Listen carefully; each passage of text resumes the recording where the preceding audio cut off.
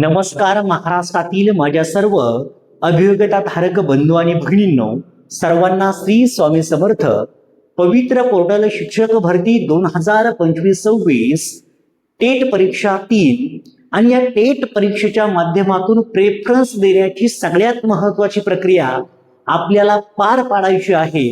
आणि 9वी ते 12वी साठी प्रेफरन्स कशा पद्धतीने द्यावे या संदर्भातली संपूर्ण अतिशय महत्त्वाची आणि सर्वोत्तम मेथड प्रक्रिया कोणती आहे ते आजच्या या व्हिडिओच्या माध्यमातून तुम्हाला 100% कळेल.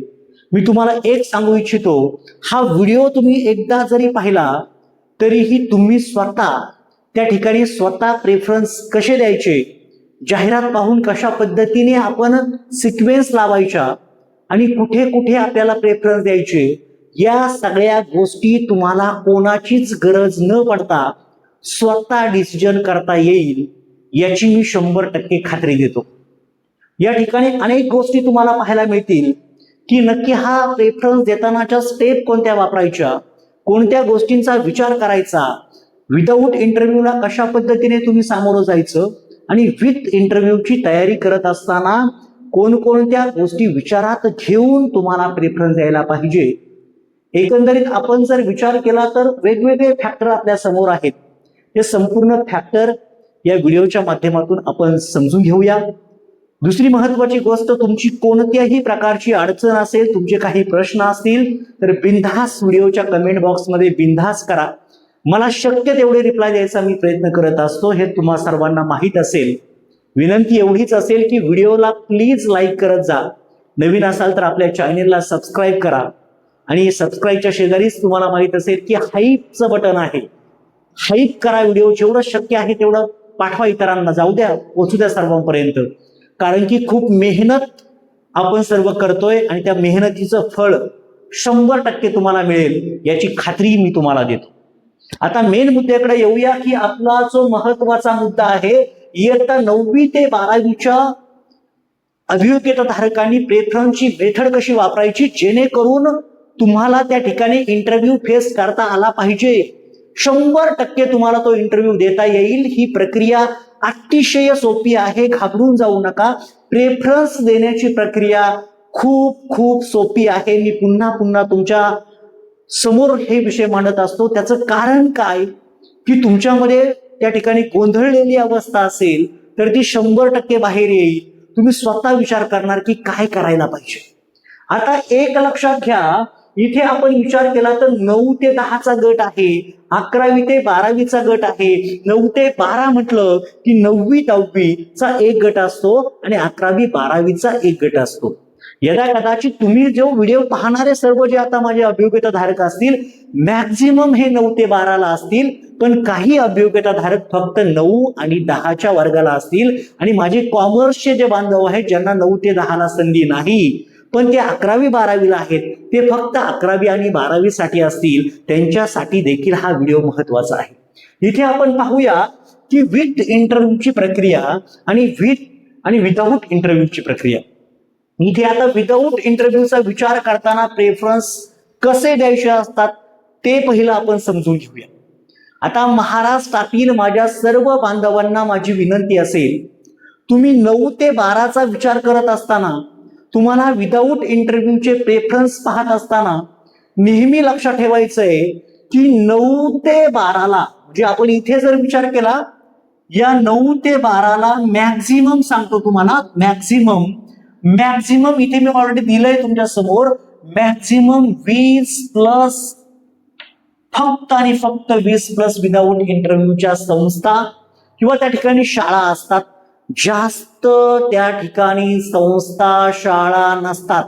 माझं वाक्य तुमच्या कानावरती पडत असेल, 9वी ते 12वीच्या वर्गासाठी त्या ठिकाणी आपण जर विचार केला तर 20 मॅक्झिमम 30 पर्यंत आपण धरूया, 20 ते 30 पर्यंत एवढ्या संस्था असतात. फेज 1ला माझं स्वतःचं उदाहरण, माझा स्वतःचा अनुभव तुम्हाला शेअर करतो. फेज 1ला मला केवळ 12 अशा एकूण संस्था अगदी रयतसह फक्त आणि फक्त 12 संस्था आलेल्या होत्या, ज्या की विदाऊट इंटरव्ह्यूला होत्या. मी सुद्धा तुमच्यातलाच एक आहे. मी सुद्धा 9 ते 12ला पात्र असणारा अभियोग्यता धारक मागील भरतीमध्ये पण होतो आणि या भरतीमध्ये पण होतो, पण मी सेल्फ सर्टिफाय केलं नाही. त्यावरती मी एक सेपरेट सांगणार आहे. सेल्फ सर्टिफाय विषयी तुम्हाला आव्हान करायचंय. जे ऑलरेडी जॉबला आहेत त्यांना सांगा, रिक्वेस्ट करा. त्यांना तुमच्या ज्या जागा आहेत त्या तुम्हालाच मिळावं यासाठी प्रयत्न तुम्ही स्वतः करू शकता. महत्वाचा मुद्दा, तर त्या ठिकाणी असं पाहायला मला मिळालं की हे प्रेफरन्स येत असताना आपण जर विचार केला तर इथे या संस्था विचार जर केला तर मला पहिल्या फेजला फक्त 12 संस्था होत्या आणि दुसऱ्या फेजला मला फक्त आणि फक्त 20 संस्था आल्या होत्या. म्हणजे मला एवढं सांगायचंय तुम्हाला की तुमच्याकडं प्रेफरन्स 100 असणार आहेत. किती? 100 असणार आहेत. मग मला सांगा, ज्यांचे गुण चांगले आहेत तो 1001% त्या ठिकाणी जाणार की नाही? 1001% सांगतो मी. तुमच्या एकंदरीत सगळ्या गोष्टींचा विचार करून तुम्ही जर त्या क्रायटेरियामध्ये बसत असाल तर अगदी कमी मार्क्सवाला किंवा अगदी जास्त मार्क्सवाला 100% त्या ठिकाणी सिलेक्ट होणार आहे. मी काही वेळापूर्वी एका कॅन्डिडेटकडून विचारलं, त्यांनी मला असं सांगितलं की मला 150 मार्क्स आहेत आणि एक सर मला म्हटले की तुझं चंद्रपूरला त्या ठिकाणी सिलेक्शन होईल तुझ्या चुकीमुळं. अभियोग्यता धारक एवढे वेडे आहेत का? 150 मार्क्स आहेत आणि तो चंद्रपूरला कसा जाईल? यदा कदाचित त्याने दिलेल्या प्रेफरन्स मध्ये तो 1001% सांगतो की त्याच्या जवळच्या शाळेवरती कुठेतरी लागणार आहे. विदाऊट इंटरव्ह्यूलाच लागणार आहे तो 150चा कॅन्डिडेट. लिहून देतो मी तुम्हाला. तो 100% विदाऊट इंटरव्ह्यूच्या फेज मध्येच तो लागणार आहे, कारण की त्याचा स्कोर चांगला आहे. आता याच्यामध्ये तुम्ही म्हणणार की सर विदाऊट इंटरव्ह्यूला कोणाकोणाचं सिलेक्शन होऊ शकतं, किती मार्क्स असल्यावरती त्या ठिकाणी चान्सेस आहेत? तर मागील भरतीचा विचार जर केला तर साधारणतः आपण जर विचार केलं तर साधारणतः 140 प्लसचे जे ओपनचे कॅटेगरीचे उमेदवार आहेत ते त्या ठिकाणी लागले होते आणि जवळपास जर पाहिलं तर 130 प्लस जे 9 ते 12ला होते ते कॅटेगरीचे उमेदवार या विदाऊट इंटरव्ह्यू मध्ये लागलेले आहेत, जॉईन झालेले आहेत. इव्हन अगदी 120 पर्यंतचे देखील विविध समांतर आरक्षणाचा विचार केला तर अगदी माझा स्वतःचा मित्र जो की माजी सैनिक आहे, तो माजी सैनिक असणारा माझा स्वतःचा जिवलग मित्र 9 ते 10च्या रयतच्या संस्थेमध्ये अगदी 79 मार्क्स वरती जॉईन झाल्याचं पाहायला मिळतंय. फक्त आणि फक्त 79 मार्क्स होते आणि त्याची निवड समांतर आरक्षणाच्या जागेवरती फक्त आणि फक्त 79 मार्क्सला झालेली होती. म्हणजे त्या ठिकाणी दिलेले प्रेफरन्स, आलेल्या जागा या सगळ्यात महत्वाचा मॅटर करतात. म्हणजेच एकंदरीत आपल्याला कोणत्या गोष्टींचा विचार करायला पाहिजे. आता इथे पाहूया. म्हणजे तुम्हाला एक तर क्लिअर तुमच्या डोक्यामध्ये झालं असेल, 100% झालं असेल की विदाऊट इंटरव्ह्यूला अख्ख्या महाराष्ट्रातील एकाही अभियोग्यता धारकाला 9 ते 12च्या अभियोग्यता धारकाला ताण येणार नाही. अगदी त्याला फक्त या गोष्टीचा विचार करायचा आहे की आपण प्रेफरन्स कसे द्यायचे, प्रेफरन्स कसे द्यायचे. कुठे दिले तरी काही तुमच्या मेरिटनेच तुम्ही लागणार आहे. तुम्ही एकीलचा पहिला दिला, दुसरा तिकीलचा दिला, पण तुमचं मेरिट जिथं लागणार आहे तिथेच तुम्ही जॉईन होणार आहात. त्यामुळं असं टेन्शन घेऊ नका. पण जर पहा, आता गोष्टी कोणत्या लक्षात ठेवायच्या आहेत. सगळ्यात महत्वाचे तुमचे टेटचे गुण. हे तर ऑलरेडी सगळ्यांना माहिती आहे. त्या टेटच्या गुणांवरती तुमची मेन भरती होणार आहे, लक्षात ठेवा. ते टेटचे गुण सगळ्यात महत्वाचा मॅटर करणार आहे. तुमच्या प्रेफरन्स पेक्षाही तुमचे गुण महत्वाचे, हे मी सांगतो तुम्हाला. म्हणजे बरेच जण तुम्हाला असंही सांगतात की तुमचे गुण कितीही असू द्या, तुम्ही त्या ठिकाणी लागणार नाही, तुमच्या जागा जातील, हे होतील ते होतील. असं होत नाही 99.99%. लक्षात ठेवा. आता टेटचे गुण, मेन मुद्दा पाहायचा तुमचे विषय. तुमचे विषय कोणते? माझा विषय फिजिक्स 11वी 12वीला आहे. 9वी 10वीला मी सायन्स आहे, मिक्सिंग मध्ये माझं मॅथ सायन्स आहे. हे मी सायन्स फॅकल्टीच आहे. तसेच तुम्ही कॉमर्सचे आहात कॉमर्ससाठी 11वी-12वीचे विषय असतात, ते 11वी-12वीचे विषय पाहावे लागतात. आर्ट विषय जर घेतला तर आर्ट विषय 9वी-10वीला पण वेगवेगळ्या जागांवरती आर्टचे कॅन्डिडेट असतात. आणि 11वी-12वीला सगळ्यात महत्वाचा प्लस पॉइंट आर्ट फॅकल्टीसाठी असतो, तो म्हणजे कंबाईन व्हॅकन्सी काय प्रकार आहे. कंबाईन व्हॅकन्सीसाठी आर्टच्या 11वी-12वीच्या उमेदवाराची निवड होते.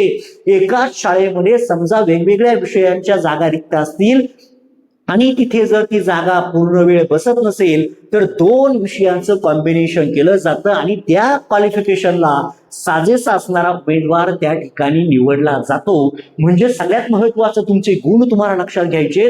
दुसरा महत्वाचा मुद्दा, आणि ही जी प्रक्रिया आहे ना, सेम प्रक्रिया विथ इंटरव्ह्यूला देखील तुम्हाला लक्षात ठेवायची आहे.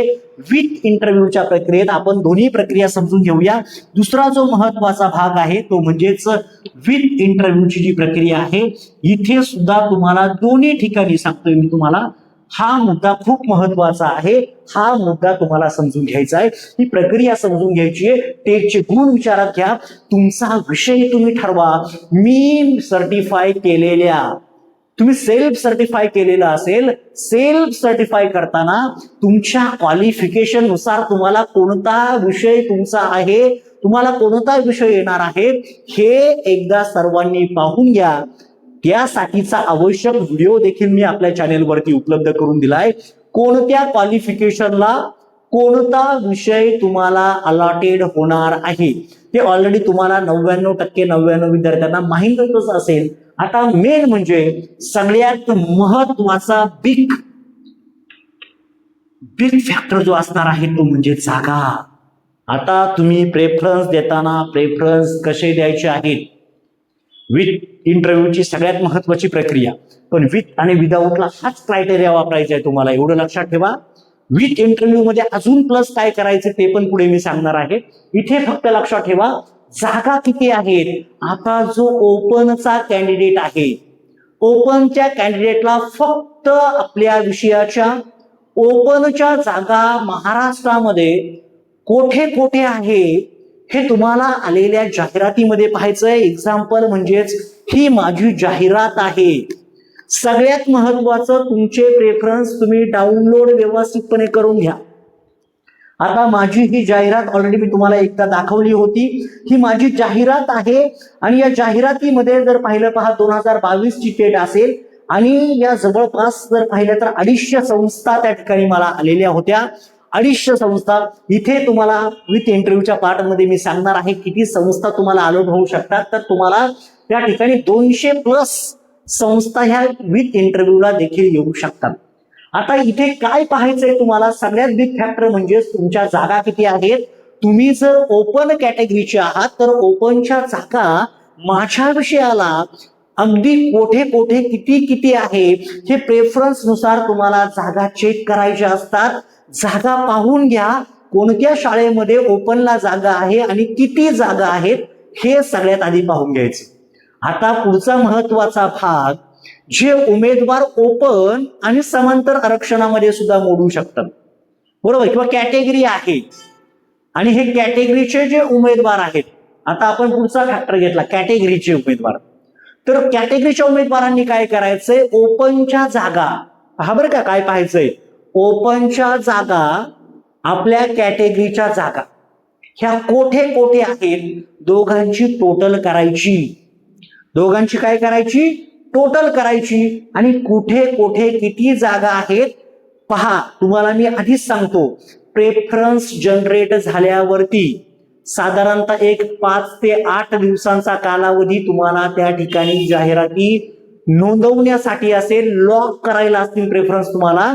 पण एक लक्षात ठेवा, लगेच पहिल्या 1-2 दिवसामध्ये घाई गडबड करायची नाही. डोकं शांत ठेवायचं बांधवांनो, भगिनींनो, डोकं शांत ठेवून पहिले 2 दिवस लक्षात ठेवा. 2 दिवस गेले तरी चालतील. प्रेफरन्स जनरेट झाल्यावरती पहिले 2 दिवस त्या प्रेफरन्सचा स्वतः अनालिसिस करून अभ्यास करायचा. अभ्यास म्हणजेच कोणत्या ठिकाणी माझ्या विषयाच्या जागा किती आहेत, म्हणजेच ओपनच्या व्यक्तीने ओपनच्या जागा पाहायच्या आहेत. कॅटेगरीचा उमेदवार असेल तर त्याने स्वतःची जागा म्हणजे ओपनच्या जागा आणि कॅटेगरीच्या जागा किती आहेत ते पाहायचं. आणि तिसरा फॅक्टर म्हणजे समांतर आरक्षण असणारे माझ्या बंधू आणि भगिनींनो, तुमच्यासाठी तर खूप महत्वाचा भाग असतो. तुम्ही विचार असा करायचा की त्या ठिकाणी ओपनच्या जागा किती आहेत, कॅटेगरीच्या जागा किती आहेत, आणि महत्वाचं म्हणजे समांतर आरक्षणाच्या जागा किती आहेत. समांतर आरक्षणामध्ये फक्त दोनच घटक त्या ठिकाणी आहेत की त्यांना बाकीच्या जागा येत नाही, त्यांची निवड त्यांच्याच जागावरती होते. त्याच्यामध्ये एक फॅक्टर असतो दिव्यांग फॅक्टर, त्यांच्यासाठी आधी सांगून ठेवतो, आणि दुसरा फॅक्टर असतो अनाथ. या दोन फॅक्टरला फक्त ह्या संपूर्ण जागा मिळत नाहीत, त्यांना त्यांच्या आरक्षणाचीच जागा मिळते, हे त्यांनी लक्षात ठेवा. 9 ते 12 उमेदवार. बाकीचे जे समांतर आरक्षणाचे घटक आहेत त्यांना समजा ओपनच्या जागा 5 आल्या असतील, एक्झाम्पल आपण एखाद्या संस्थेचं घेऊया, कॅटेगरीच्या जागा जर 3 आल्या असतील आणि तुमच्या समांतर आरक्षणाच्या जागा जर 2 आल्या असतील, तर त्यांना त्या ठिकाणी जागा मिळणार आहे 3 आणि 2 5 आणि वरच्या 5 म्हणजे 10 जागांवरती तुमचं राज असणार आहे. 10 जागांवरती तुम्हाला त्या ठिकाणी तुमचा अधिकार असणार आहे. आणि अशा कंडिशनमध्ये कधी कधी समांतर आरक्षणाचे उमेदवार जर त्या जागेवरती मिळत नसतील तर तुमची जागा ही फिक्स असते, एवढं लक्षात ठेवा. कधी कधी कॅटेगरीचे उमेदवार तिथे पोहोचले नाहीत तर तुमची जागा फिक्स असते आणि तिथे तुमचं सिलेक्शन होण्याचे चान्सेस जास्त असतात. म्हणून मी तुम्हाला सांगितलं की महाराष्ट्रामध्ये संपूर्ण तुम्ही असं चेक करायचं की कोणत्या, मला आलेल्या 200 संस्था असतील विथ इंटरव्ह्यू मध्ये, तर त्या संस्थांचं किंवा विदाऊट इंटरव्ह्यू मध्ये आलेल्या संस्थांची अशा पद्धतीने कॅटेगरी वाईज त्या ठिकाणी माहिती काढायची. आणि समजा आता पहा, आता प्रेफरन्स कसे द्यायचे, माहिती काढून झालीये, 2 दिवस तुम्ही माहिती काढलीये, विदाऊट इंटरव्ह्यूच्या प्रक्रियेला काहीच अडचण नाही, तुम्ही सहज ते प्रेफरन्स देणार. पण हे विदाऊटचे आणि विथचे दोन्ही प्रेफरन्स देताना काय काळजी करायची. आता विदाऊटचे देताना थोडीशी वेगळी मेथड तुम्हाला सांगतो. विदाऊटचे म्हणजे तुम्हाला एक गोष्ट लक्षात ठेवायची, तुमचे मार्क्स त्या ठिकाणी चांगले जर असतील तर विदाऊटला तुम्ही सिलेक्ट होणारच आहात. मग एक काम करायचं की विदाऊट इंटरव्ह्यू मध्ये 9 ते 12च्या वेळेसला आपण अशी काळजी घ्यायची 9 ते 12च्या वर्गाने की अगदी जवळपासून माझ्या घराची जवळची संस्था, स्वतःच्या जवळच्या संस्थेपासून तुम्ही जरी स्टार्ट केलं तरी चालेल. पण याच्यामध्ये दुसरा एक महत्वाचा फॅक्टर आहे, 11 आणि 12ला ऍप्लिकेबल असलेले उमेदवार. एखादा असा पण विचार करेल की समजा 5 मिनिटाच्या अंतरावरती एक 9वी 10वीचा वर्गाची शाळा आहे आणि एक 15 किलोमीटरच्या अंतरावरती 11वी 12वीच्या वर्गाची शाळा आहे, तर अशा कंडिशन मध्ये तुम्ही म्हणणार मी 9वी 10वीला प्रेफरन्स देऊ का 11वी 12वीला देऊ. मग अशा कंडिशन मध्ये तुम्ही स्वतः ठरवायचं की जवळच्या शाळेमध्ये मला बरं पडेल की 10-15 किलोमीटरच्या शाळेमध्ये बरं पडेल. म्हणजे सुरुवात सांगतो मी तुम्हाला, सुरुवात मग पहिली ती शाळा द्या 11वी 12वीची, मग हे जवळची द्या, असंही तुम्ही करू शकता. असं काही नाही की तुम्हाला खूपच वरच्या वर्गाला जायचंय म्हणून मी लांबची शाळा दिली, काही नाही. तुमच्या जिल्ह्याअंतर्गत किती शाळा असू द्या, पहिला विचार तुमच्या तालुक्याचा करायचा, तालुक्यातील शाळा काढा, तिथल्या जवळची शाळा काढा, असं लांब लांब लांब लांब जाऊ शकता. आणि तुमच्यासाठी एक सांगतो, विदाऊटला तुम्ही तीच मेथड वापरा. विदाऊट इंटरव्ह्यूला मी सांगितलेली मेथड वापरा. फक्त त्याच्यामध्ये एक लक्षात ठेवा, 11वी 12वीच्या जागा जर तुमच्या जिल्ह्यामध्ये जवळ असतील, आणि दुसरी महत्वाची गोष्ट, मी तुमच्यासाठी एक त्या ठिकाणी ऑलरेडी एक यादी दिलेली आहे की विदाऊट इंटरव्ह्यू मध्ये असणाऱ्या संस्था कोणत्या कोणत्या असतात आणि विथ मध्ये कोणत्या कोणत्या असतात. तर विदाऊट इंटरव्ह्यू मध्ये तुमच्या त्या लक्षात आलं असेल की विदाऊटला तुमच्या जवळच्या संस्थेपासून तुम्हाला लांबच्या संस्था, हळूहळू लांब लांब असणाऱ्या संस्था. मग आता एक्झाम्पल सांगायचं म्हटलं तर मी पुणे जिल्ह्यामध्ये राहतोय, बरं का, मी उदाहरण माझं देतोय, मी कसे सिक्वेन्स दिले होते ते सांगतो. मी पुणे जिल्ह्यामध्ये राहतोय, विदाऊटचे सिक्वेन्स तुम्हाला सांगतो कसे द्यायचे. पुणे जिल्ह्यामध्ये राहतोय तर माझ्या जवळचे जिल्हे कोणते आहेत ते मला माहित असणं आवश्यक आहे. आणि माझा जिल्हा तर ऑलरेडी मला माझे सगळे तालुके माहिती आहेत. 14 तालुके असतील तर त्या 14 तालुक्यांची माहिती देखील तुम्हाला असणं आवश्यक आहे. कोणत्या बाजूला कोणता तालुका आहे हे सुद्धा तेवढंच गरजेचं असतं. पण पुणे जिल्ह्यातला मला समजा जवळ असणारा कोणता आहे तर सातारा त्या ठिकाणी आहे, मी साताराला आधी प्रेफरन्स देईल. त्यानंतर मला असं वाटतं की साताराच्या जवळपासच इकडे सोलापूर आहे आणि थोड्या जवळ मला पुण्याच्या जवळ या साईडला संगमनेर आहे. संगमनेरच्या जवळपास मध्ये संगमनेरचा जो जिल्हा आहे तो म्हणजेच आहे अहिल्यानगर आहे. म्हणजे आळे फाटाच्या पुढे गेलं का त्या ठिकाणी नगर जिल्ह्याची बाउंड्री, पुढे आणीच्या पुढे थोडस गेलं का नगर जिल्ह्याची बाउंड्री चालू होते. आणि मग त्या ठिकाणी आपण जर विचार केला तर तिथे आपण अहिल्यानगरच्या देखील जागा देऊ शकतो. म्हणजे हे जे कोल्हापूर, सोलापूर, सांगली, सातारा, अहमदनगर म्हणजेच आपण जर पाहिलं तर अहिल्यानगर आहे, रायगड आणि कोल्हापूर या जागा मी आधी देणार आहेत. विदाऊट इंटरव्ह्यू मध्ये माझ्या जवळच्या जागांना मी आधी प्रेफरन्स देईल आणि मग लांब लांब लांब लांब अशा पद्धतीने प्रेफरन्स द्यायचे आहे. आता विदाऊटचा तुमचा गोंधळ तुमच्या डोक्यामध्ये होता तो 100% दूर झाला असेल. आता मेन टप्प्याकडे येऊया. मेन टप्प्याकडे येतोय, तुम्हाला विथ इंटरव्ह्यूच्या प्रक्रियेकडे घेऊन जातोय. विदाऊटला माझ्या बंधू भगिनींनो तुम्ही अजिबात टेन्शन घेऊ नका, अजिबात टेन्शन घेऊ नका. जेवढी मेहनत करता येईल तेवढी मेहनत मी तुमच्यासाठी करणार आहे.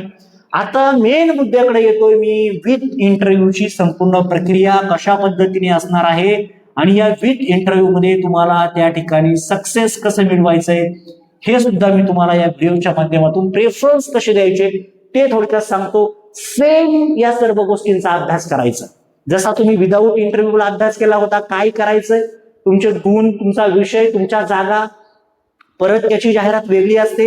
विदाऊट इंटरव्ह्यूची जाहिरात वेगळी असणार आहे. त्याचा सिक्वेन्स लावणं खूप सोपं असतं विदाऊटचं, कारण की संस्थाच 20-25 संस्था असतील, हार्डली लईत लई 30 असतील.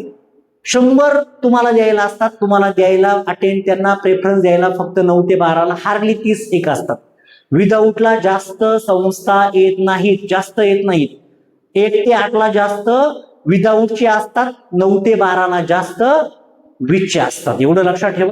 इथे पहा, आता हे तर तुमच्या लक्षात आलं असेल की जवळून लांब जायचंय, जवळून लांब जायचंय. जवळच्या संस्था आधी घ्यायच्या मग लांबच्या घ्यायच्या, पण हे सगळ्यांना ऍप्लिकेबल नाही विथ इंटरव्ह्यू मध्ये. विदाऊट मध्ये सगळ्यांना चालणार आहे तो क्रायटेरिया. जवळपासून लांब जा, जवळपासून लांब जा, सगळ्यांना क्रायटेरिया चालणार आहे विदाऊट इंटरव्ह्यू मध्ये. पण विथ इंटरव्ह्यू मध्ये तो क्रायटेरिया चालणार नाही, कारण की इथे नोकरीचा प्रश्न आहे. काही भगिनींनी सुद्धा मला मेसेज केले, सर मला पूर्ण महाराष्ट्रात जायची तयारी आहे पण नोकरी लागायला पाहिजे, माझे गुण त्यांनी मला कमेंट केले. मी इथे तुम्हाला सांगितलं की विदाऊट इंटरव्ह्यूला अगदी 120, 130, 140च्या वरती जे आहेत त्यांचं विदाऊटला देखील चांगलं काम होऊ शकतं. जे समांतर आरक्षणाचे आहेत, मी तुम्हाला माझ्या वर्गमित्राचं उदाहरण तुम्हाला दिलं, जो एक्स आर्मी होता. चुकून तो एक्स आर्मी झाला, त्याचा थोडासा प्रॉब्लेम असल्यामुळे तो एक्स रिटायर्ड झाला आणि त्याला लगेच 1-2 वर्षात तो रिटायर्ड झाला आर्मीमधून आणि तो लगेच इकडे जॉईन झाला. झाल्या अगदी कमी मार्क्स मध्ये सुद्धा 80-90 मार्क्स मध्ये सुद्धा तुम्ही त्या ठिकाणी जॉईन होऊ शकता समांतर आरक्षणावरती. तिथं कोणतीच अडचण येणार नाही. चॉईस बाय यू, तुमच्या चॉईसनी तुम्ही तो सिक्वेन्स देऊ शकता. इथे पहा, विथ इंटरव्ह्यू मध्ये मी तुम्हाला आत्ताच सांगतो, विथ इंटरव्ह्यूच्या प्रक्रियेमध्ये इथे अगदी जर पाहिलं तर अगदी मी तुमच्यासाठी सांगतो 70, 80, 90, 100 प्लसचे जे विद्यार्थी आहेत त्यांना सुद्धा याच्यामध्ये उतरण्याची संधी मिळणार आहे. कारण की बरेच आता याच्यापेक्षाही कमी असतील, नाकारता येत नाही. मागच्या वर्षीचं रेकॉर्ड सांगतो तुम्हाला, माझ्यासोबत मला मार्क्स होते 124. पहा, माझा स्वतःचा अनुभव सुद्धा मला शेअर करायचा आहे. मला मार्क्स होते 124 आणि माझ्यासोबत इंटरव्ह्यूला जी कॅन्डिडेट होती तिला मार्क्स होते 72. पहा, मला मार्क्स होते 124 आणि माझ्यासोबत इंटरव्ह्यूला आलेली EWS कॅन्डिडेट, तिचे मार्क्स होते फक्त आणि फक्त 72. असं काही नाही की तुमचा स्कोर म्हणजे तुमचं सर्व काही, असं काही नाही. तुमच्या नशिबात जर असेल तर 100% तुम्हाला मिळणार आहे. त्याचं जिवंत उदाहरण तुमच्या समोर इथं उभं आहे. 1 वर्षापूर्वी आम्ही तुमच्या सारखेच बेरोजगार होतो, तुमच्या सारखेच अशाच पद्धतीने प्रेफरन्सची प्रक्रिया करत होतो. अचानक एक दिवस असा आला, जाहिराती आल्या आणि वेळ अशी आली की स्वामीच कृपेने म्हणावं लागेल की 1 नाही अशा 6 ठिकाणी एकदाच निवड झाली. तो माझ्या जीवनातला आनंदाचा क्षण होता. एक संस्था निवडून बाकी ठिकाणी लगेच सांगितलं मला तुमच्याकडे जॉईन करता येणार नाही, तुमचा वेटिंगचा कॅन्डिडेट घ्या. असाच दिवस तुमच्या सुद्धा आयुष्यात येणार आहे. तुम्हाला 3 संस्था मिळाल्या असतील तर 3ही ठिकाणी तुमची निवड होणार आहे आणि त्या निवडीचा प्रक्रिया कशी असणार आहे, तुमचा इंटरव्ह्यू कसा द्यायचा, तुमची सगळी प्रक्रिया कशी करायची, यावरती मी तुम्हाला उद्या किंवा परवा एक व्हिडिओ देतोय. संपूर्ण इंटरव्ह्यूची प्रक्रिया कशी फेस करायची आणि कसं सिलेक्शन करायचं यासाठी सुद्धा मी एक प्रयत्न करणार आहे. नक्की त्याचा तुम्हाला 100% फायदा होईल. 124 आणि 72 वाला देखील आला होता. मग हे का नाही येऊ शकत इंटरव्ह्यूला? 100% येणार, पण त्यांनी देताना सिक्वेन्स किंवा कशा पद्धतीचे प्रेफरन्स द्यायचे आहेत हे आपण या ठिकाणी पाहूया. आता समजा तुमचे मार्क्स हे वेगवेगळे आहेत, तुम्ही जाहिराती पाहून घेतल्या, तुमच्या 9वी 10वीच्या जाहिराती किती आहेत, 11वी 12वीच्या जाहिराती किती आहेत, त्याच्यामध्ये तुमच्या जागा, तुमच्या विषयानुसार तुमच्या जागा किती आहेत, म्हणजे तुमचा आर्ट असेल तर तुमच्या कोणत्या विषयाला जागा आहेत. आता आर्टचे माझे जे बांधव आहेत त्यांनी एक गोष्ट लक्षात ठेवायची, नेहमी लक्षात ठेवा, तुमच्या कंबाईनच्या जागा देखील येतील. काहींचं डबल MA असतं, लक्षात ठेवा. 2-2, 3-3, 4-4 विषयामध्ये MA झालेले कॅन्डिडेट आहेत, त्यांच्यासाठी सोन्याचे दिवस आहेत. त्यांना कंबाईनची जागा येते. खूप मस्त गोष्ट असते. त्यांची सिलेक्शन लवकर होतं, त्यांचं मेरिटही कमी लागतं. त्यांचं मेरिट देखील 70, 72, 75 असं मेरिट असतं. कॅन्डिडेट मिळत नाही, डबल क्वालिफिकेशन झालेलं. मग अशा वेळेसला त्याला चांगले दिवस असतात. आता इथे बघा, आता मी तुम्हाला क्रायटेरिया देतो, तो क्रायटेरिया सगळ्यांनी फॉलो करा. आता तुमचा मार्क्सचा क्रायटेरिया तुम्ही एकदा चेक करा. 9वी ते 12वी वाले तुम्ही एकदा पहा. हा क्रायटेरिया खूप महत्वाचा आहे. एक्झाम्पल तुम्हाला सांगतो, समजा तुम्हाला या ठिकाणी 140 प्लस मार्क्स आहेत, 140 प्लस मार्क्स आहेत तुम्हाला. इथे तुम्हाला समजा एक्झाम्पल सांगायचं म्हटलं तर इथे तुम्हाला एक्झाम्पल देतोय मी 120 प्लस 120 टू 140च्या दरम्यान मार्क्स आहेत. इथे तुम्हाला आपण जर पाहिलं तर 100 ते 120 पर्यंत तुम्हाला मार्क्स आहेत. आणि बिलो म्हणूया, बिलो म्हणजे 100 पेक्षा कमी मार्क्स आहेत. तर त्यांनी काय करायचंय, एक लक्षात ठेवा, प्रेफरन्स देताना सगळ्या गोष्टींचा विचार करावा लागतो. सगळ्या गोष्टींचा विचार करावा लागतो. आता एक लक्षात ठेवा, हे सगळ्या गोष्टी करत असताना सरांनी तर त्या ठिकाणी खूप चांगलं सांगितलंय की जवळून लांब जा, जवळून लांब जा. आम्ही तर तेच वापरणार आहे, विदाऊटला ते चालणार आहे. पण विथ इंटरव्ह्यूला ते चालणार आहे का? विथ इंटरव्ह्यूला तुम्ही जागा बघणार, अख्ख्या महाराष्ट्राच्या जागा बघणार तुम्ही. तुमच्या विषयाच्या जागा महाराष्ट्रातल्या कोणत्या जिल्ह्यामध्ये जास्त आहेत, कोणत्या जिल्ह्यामध्ये जागांना जास्त किंवा माझ्या समांतर आरक्षणानुसार कुठे जागा जास्त आहेत, या गोष्टी तुम्हाला कुठेतरी लिहून घ्यायच्या आहेत किंवा त्या जाहिरातीच्या समोर तुम्हाला लिहायचं आहे की माझ्या विषयाची जागा, ओपनची जागा, याची जागा, अशा सगळ्या जागा काढायच्या. आणि जास्त जागा कोणत्या संस्थेमध्ये आहेत याचं तुम्हाला कॅल्क्युलेशन करावं लागेल. तुमच्या जागा, तुमच्या कॅटेगरीच्या जागा कुठे आहेत. आणि हे मी तुम्हाला ओपनली सांगतो की या गोष्टी तुम्हाला आणि फक्त तुम्हालाच काढता येतील. या महाराष्ट्रामध्ये आपण जर विचार केला तर ही प्रक्रिया फक्त आणि फक्त तुम्ही स्वतः पूर्ण करू शकता. व्यवस्थितपणे तुमच्या आलेल्या जाहिरातींचा विचार करायचा, जवळपासून लांबपर्यंत तुम्हाला जायचं असतं. महिला भगिनी ज्या आहेत त्या महिला भगिनींना माझी विनंती असेल, तुम्ही असा विचार करा किंवा तुम्हाला जर बाहेर जायचं नसेल, लांब जायचं नसेल, कुटुंबाचा विचार करायचा असेल, तुमचा तालुका, तुमचा जिल्हा जर तुम्हाला सोडायचा नसेल, तर लांबचे प्रेफरन्स तुम्हाला द्यायचे नसतील तर जवळचे मॅक्सिमम प्रेफरन्स तुम्हाला जवळचे द्या. पण ज्याची जायची इच्छा आहे त्यांनी महाराष्ट्रातील जवळपास 200 प्लस संस्थांचे तुम्हाला प्रेफरन्स येतात, त्यांचा अभ्यास करा. सुरुवात करताना जवळून करा, जवळच्या प्रेफरन्स पासून करा. मग आता तुम्हाला मी इथे सांगतो पहा, इथे काय करायचंय. इथे ज्यांचे मार्क्स 100 पेक्षा कमी आहे, 100 पेक्षा कमी आहे. आणि एक मला एवढं हे सांगताना एक सांगायचंय की मी तुमच्यासाठी उद्या सकाळी एक व्हिडिओ तयार करून देतोय. आतापर्यंत संस्थांचे मेरिट किती मार्क्सचे होते तुम्हाला अंदाज येईल. तुम्हाला मेरिटचा अंदाज येईल की कोणत्या संस्थेचं मेरिट किती लागतं, कोणत्या संस्थेचं तुमच्या कॅटेगरीनुसार तिथे मेरिट किती होतं. जास्त मेरिटचा फरक पडणार नाही या फेजमध्ये. मी तुम्हाला आत्ता सांगतो, ज्या पद्धतीने फेज 2चं मेरिट होतं ना, सेम मेरिट देखील या फेजमध्ये, या थर्ड टेटमध्ये, सेकंड फेजमध्ये आपण पाहिलं. म्हणजे सेकंड टेट जी झाली आपली त्याच्या सेकंड फेजमध्ये पाहिलं मेरिट कमी होतं. सेम मेरिट या ठिकाणी कमी येणार आहे. घाबरून जाऊ नका. तुम्हाला देखील चांगल्या चांगल्या संस्था पाहायला मिळतील. पहा, या ठिकाणी आपण जर पाहिलं तर 140 इथे जर आपण विचार केला तर यांनी लक्षात ठेवायचंय की इथे तुम्हाला आलेल्या, पहा आता संस्था तुम्हाला वेगवेगळ्या येणार आहे. तुम्ही प्रेफरन्स दिले तर माझ्या आता या यादीमध्ये, तुम्ही यादी मी तुम्हाला जी दाखवली, या यादीमध्ये 70 संस्था, 200 काहीतरी 40-50 संस्था आहेत. त्याच्यातल्या जवळपास 60 ते 70 संस्था या 20%, 40%, 60%च्या आहेत. त्या संस्थांना तुम्हाला हलक्यात घ्यायचं नाही. त्या संस्थांना हलक्यात घ्यायचं नाही. त्या संस्था खूप महत्वाच्या आहेत. एखादा विचार करेल, एखादा 100 वाला, 80 वाला, 70 वाला, 60 वाला, 50 मार्क्स वाला सुद्धा इच्छा ठेवेल की मला सगळ्या 100च्या आल्या पाहिजेत. पण तुमच्या गुणांना देखील त्या ठिकाणी व्हॅल्यू आहे.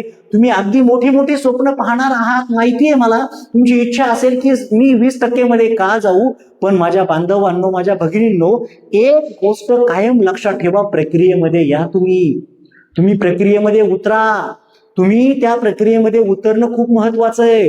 जर तुम्ही 20%च्या संस्थेला जरी जॉईन झाली, हे मी आवर्जून सांगतोय तुम्हाला, मुद्दाम सांगतोय, जर तुम्ही 20%च्या संस्थेला जरी जॉईन झाले तरी भविष्यात जर तुम्ही समजा तुमचं त्या ठिकाणी संस्थेचा टप्पा वाढत असतो, 40 होतं, 60 होतं, 100% होतात. पण भलेही समजा असं झालं नाही, मागच्या 2022च्या टेटमध्ये मी विद्यार्थ्यांना फ्रँकली सल्ला दिला होता, तुम्ही 20%च्या संस्थेला जॉईन करा. तुम्ही अगदी, मी त्यांना असंही म्हटलं होतं की विना अनुदानितची तुकडी असू द्या, विना अनुदानितची तुकडी आहे, नॉन ग्रँटची तुकडी आहे, परंतु ती मान्यता प्राप्त आहे. किंवा अनुदानितच्या काही अशा जागा असतात की त्यांचा कालावधी पुढे काउंट केला जातो. कुठे केला जातो? त्यांचा काउंट तुमचं आता जे शिक्षण सेवक पद आहे ना, तुम्ही 20% संस्थेमध्ये काम करताय, 3 वर्ष चांगलं काम केलं तर तुमचा कालावधी पुढे काउंट केला जातो. तुम्ही अनुदानित शाळेमध्ये जर तुमच्यातलं कोणी काम केलं असेल, आता मी तुम्हाला ऑनलाईन प्लॅटफॉर्मच्या माध्यमातून विचारतोय, तुमच्यापैकी कोणी अनुदानितच्या शाळेवरती जर काम केलं असेल तर त्याला शिक्षण सेवक परत करायची गरज पडणार नाही. अनुदानितच्या शाळेमध्ये फक्त संच मान्यतेमध्ये त्या फाईलमध्ये तुमचं नाव असायला पाहिजे. तुम्हाला डबल शिक्षण सेवक करावं लागत नाही. एवढं लक्षात ठेवा. महत्वाचा मुद्दा म्हणजेच तुम्हाला त्या ठिकाणी या 20%, 40% आणि 60% संस्थांचा देखील विचार करायचा आहे, हे मला सांगायचंय. म्हणजे इथे जर विचार केला तर जवळपास जर 50 संस्था असतील, तुम्हाला 50 संस्था आहे तर 50 संस्थांमधल्या जवळपास तुम्हाला मी सांगतो 30 संस्था तुम्ही 100%च्या निवडा. 30 संस्था 100%च्या निवडा आणि साधारणतः 20% संस्था ज्या आहेत, 20 संस्था साधारणतः तुम्ही 20, 40, 60च्या देखील निवडा. आता इथे तुम्ही विचार करणार, सर ह्या 30, 100% संस्था आम्ही कोणत्या निवडू? तुम्ही 30 सांगितलेत, आम्ही कोणत्या निवडू? तुम्ही महाराष्ट्राला चॉईस देऊ शकता, अख्ख्या महाराष्ट्राला. तुम्ही त्या 30 मधल्या 10 ते 15 संस्था जवळच्या द्या. 10-15 संस्था अशा तुमच्या जागा पाहून द्या. मी काय बोललो? 10-15 संस्था तुम्ही अशा द्या ज्यांचे 100पेक्षा कमी गुण आहेत. ज्या संस्था तुम्ही अशा द्या की ज्या तुमच्या जागा पाहायच्या, कुठे जास्त जागा आहेत, कुठे कुठे माझा नंबर लागू शकतो, कुठे मेरिट कमी आलंय. तुम्हाला मेरिटचं मी एक व्हिडिओ देणार आहे किंवा मेरिट विषयी माहिती देणार आहे. पहा मेरिट कुठं कमी येतंय, आपलं मेरिट कुठं बसतंय, मग त्या जिल्ह्यामध्ये आपलं मेरिट बसतंय तर तिथल्या कोणत्या जागा आहेत. असा सगळ्या गोष्टींचा विचार करा तुम्ही. 100% तुमचं सिलेक्शन होणार. 100% सांगतो. पहा 100 ते 120चा कॅन्डिडेट आहे, त्याने सुद्धा असा विचार करायचा की जवळपास, पहा बरं का, जवळपास त्याने विचार जर केला तर जवळपास 40 संस्था, पहा 40 संस्था 100%च्या निवडायच्या. 40 संस्था आणि कमीत कमी 10 संस्था या 20, 40, 60च्या देखील निवडायच्या आहेत. इथे देखील तुम्ही तोच विचार करायचा. 40 मधल्या जवळपास 20 संस्था ह्या आसपासच्या जिल्ह्यांच्या असतील, आसपास आपल्या तालुक्यातील असतील, जिल्ह्यातल्या असतील, ह्या आसपासच्या संस्था जवळपास 20 अशा निवडायच्या.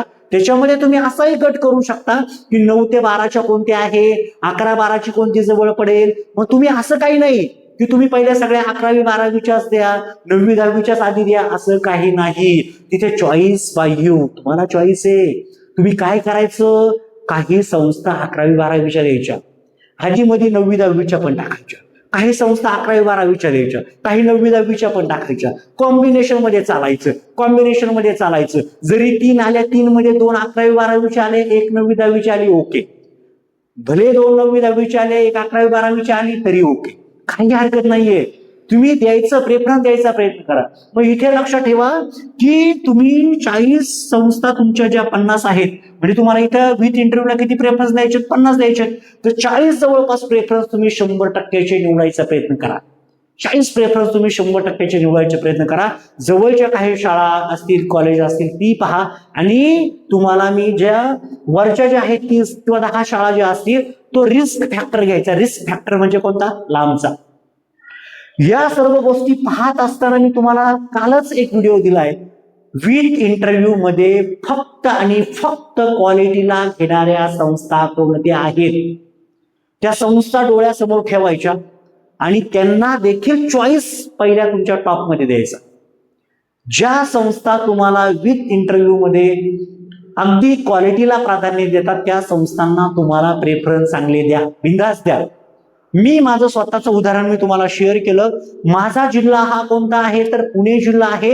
मला जवळपास 250 प्रेफरन्स आले होते, पण ते 250 प्रेफरन्स देताना मला 2 क्वालिटीच्या संस्था माहिती होत्या. एक होती मुंबईची भारतीय विद्या भवन आणि सोलापूरची DAV. माझा जिल्हा पुणे, पण माझे पहिले 2 प्रेफरन्स, पहिला प्रेफरन्स होता भारतीय विद्या भवन मुंबई आणि दुसरा प्रेफरन्स होता सोलापूर. माझ्याकडे 250 प्रेफरन्स होते.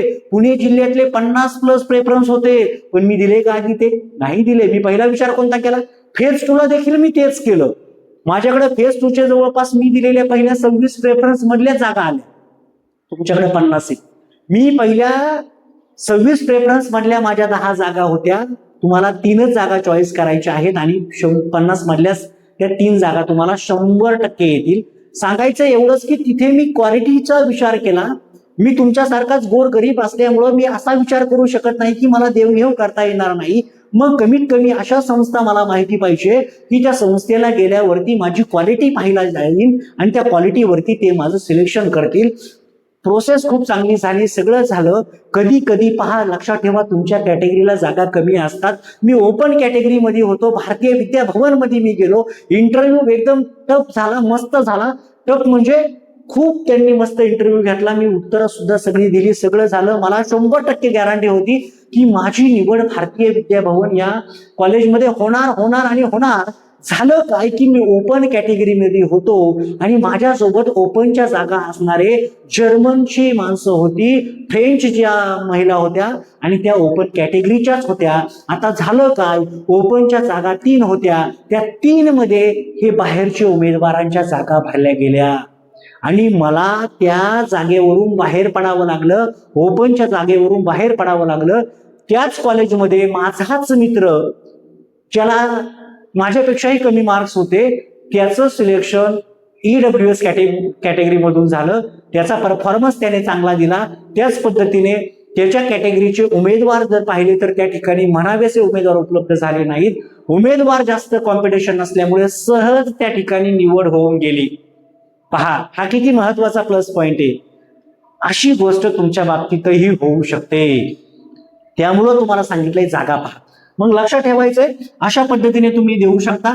120 ते 140 वाल्याने काय करायचं, तर त्या ठिकाणी आपण जर पाहिलं तर जवळपास त्याने 45 संस्था या 100%च्या द्यायच्या आहेत आणि 5% संस्थेमध्ये थोडस रिस्क घ्यायचंय. 5 मध्ये तुम्ही 20, 40, 60 सुद्धा देऊ शकता. किंवा तुम्हाला जर द्यायचं नसेल, एखादा उमेदवार म्हणे सर माझे 130च्या वरती मार्क्स आहेत, तुमचा नंबर पहिल्या 45 मध्ये लागलेला असेल, काळजी करू नका. फक्त मी तुम्हाला एक टेंटेटिव्हली सांगितलंय. 130च्या वरती मार्क्स आहेत, 125च्या वरती मार्क्स आहेत, तुम्हाला 100%च्या संस्था येतील ज्या तुम्ही पहिल्या 45 मध्ये दिल्यात. पण एक रिस्क फॅक्टर तुमच्याकडे ठेवायचा की मी कुठेतरी वाचलो पाहिजे. किंवा तुम्हाला जर सेकंड फेजची वाटच बघायची असेल तुमच्यासाठी, हे जे उमेदवार आहे यांना सांगतो मी, किंवा 120च्या जे पुढचे आहेत, तुम्हाला सेकंड फेजचीच वाट बघायची असेल तर तुम्ही मग 20, 40, 60च्या देऊ नका, तुम्ही फक्त 100%च द्या जर तुम्हाला पुढच्या फेजची वाट पाहायची असेल तर. आणि एक ओपनली तुम्हाला सांगतो, मागच्या वर्षी सारखी सेकंड फेज खूप मोठी होईल हे शक्य नाही. कारण की मागच्या भरतीमध्ये चूक अशा झाल्या होत्या की खालचे जे उमेदवार होते ते वरती येत होते, खालच्या जागा रिक्त होत होत्या आणि मग त्या जागा वाढत जायच्या. दुसऱ्या फेजला संस्थांच्या जागा जास्त आल्या होत्या. हा पण प्लस पॉईंट ठरू शकतो, कदाचित येऊ पण शकतात, नाकारता येत नाही. पण तुम्हाला वाटलं तर तुम्ही ते सुद्धा प्रेफरन्सची रिस्क घेऊ शकता. आणि जे 140 वाले आहेत त्यांना मी 100% सांगतो, तुम्ही सगळ्या संस्था या 100%च्या निवडा. हे निवडत असताना तुम्हाला मी ऑलरेडी सांगितलं की इथे सुद्धा तुम्ही लक्षात ठेवा, 30 संस्था तुम्ही जवळच्या द्या, 10 संस्था या लांबच्या रिस्क फॅक्टर घ्या. इथे या 45 मध्ये सुद्धा सांगतो जवळपास 35 संस्था तुमच्या जवळपासच्या ठेवा, परिसरातल्या ठेवा.